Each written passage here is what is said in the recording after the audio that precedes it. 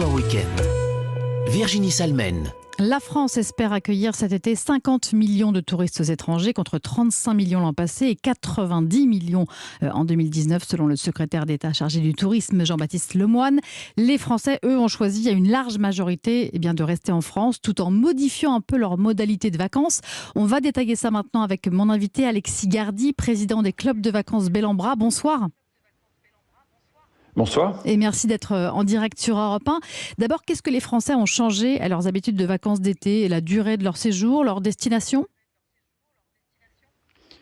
Alors en effet, sur les destinations, on voit que cet été est résolument bleu-blanc-rouge, puisque l'ensemble des destinations françaises connaissent une très forte attraction, une très grosse demande qui s'exprime pour les régions, notamment de la côte landaise jusqu'au Pays Basque, et puis chez nous, sur nos sites de la Grande Motte, du Sud-Est, qui sont aujourd'hui très remplis. D'accord. Est-ce qu'il y a des destinations qui sont carrément victimes de leur succès cet été, très fréquenté ?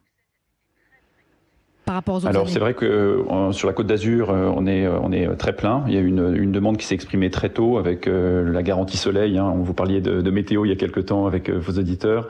La sécurité d'avoir le soleil sur la Côte d'Azur était gage de réassurance pour nos clients. D'accord. À la montagne, est-ce que les vacanciers nombreux cet été aussi vous permettent de rattraper un peu la saison d'hiver qui a été gelée par l'intensité de cette épidémie ? Alors, vous faites bien de le rappeler, on vit une année extrêmement particulière dans le secteur du tourisme en France, puisque pour les opérateurs qui sont présents en montagne, on a fait un hiver blanc avec tous nos sites fermés chez Bellambra. On rattrapera jamais ce retard, malgré une très bonne dynamique commerciale et de remplissage sur les sites cet été. L'année reste une année très difficile, mais j'étais la semaine dernière en montagne et j'ai pu constater que l'ensemble des clients pouvaient bénéficier à la fois de très nombreuses activités sur nos sites en montagne, d'une météo favorable et également d'un bol d'air pur. Donc après ces mois de confinement et d'hésitation, l'offre montagne fonctionne en effet très bien. C'est salutaire, d'accord, mais ça ne permettra effectivement pas de rattraper l'hiver.